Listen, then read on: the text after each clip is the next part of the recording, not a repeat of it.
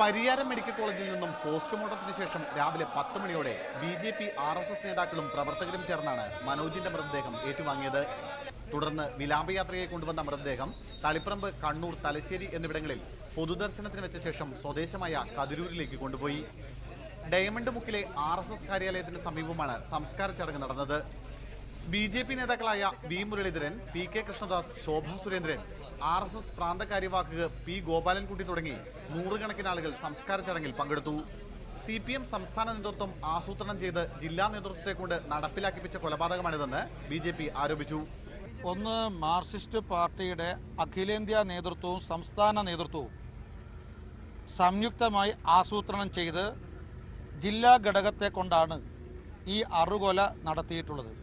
സംഭവത്തിൽ CPM ജില്ലാ secretary P ജയരാജന്റെ മുൻ സഹായിയായിരുന്ന കിഴക്കേ കതിരൂർ സ്വദേശി വിക്രമിനെ ഒന്നാം പ്രതിയാക്കി 8 പേർക്കെതിരെ കതിരൂർ പോലീസ് കേസെടുത്തു. കൊലപാതകത്തിൽ പ്രതിഷേധിച്ച് BJP ആഹ്വാനം ചെയ്ത ഹർത്താലിൽ ജില്ലയുടെ വിവിധയിടങ്ങളിൽ അക്രമ സംഭവങ്ങൾ അരങ്ങേറി.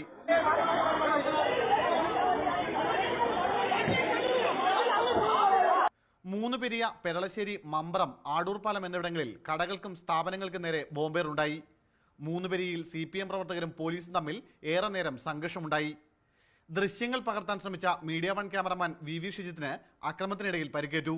ഇതിനിടയിൽ കൊലപാതകത്തിൽ പാർട്ടിക്ക് പങ്കില്ലെന്ന് CPM ജില്ലാ സെക്രട്ടേറിയറ്റ് പ്രസ്താവനയിൽ അറിയിച്ചു. അക്രമം പടരാതിരിക്കാൻ ജില്ലയിൽ പോലീസ് കനത്ത സുരക്ഷാ ക്രമീകരണങ്ങൾ ഏർപ്പെടുത്തിയിട്ടുണ്ട്. Sunil Isaac, media one, Kannur.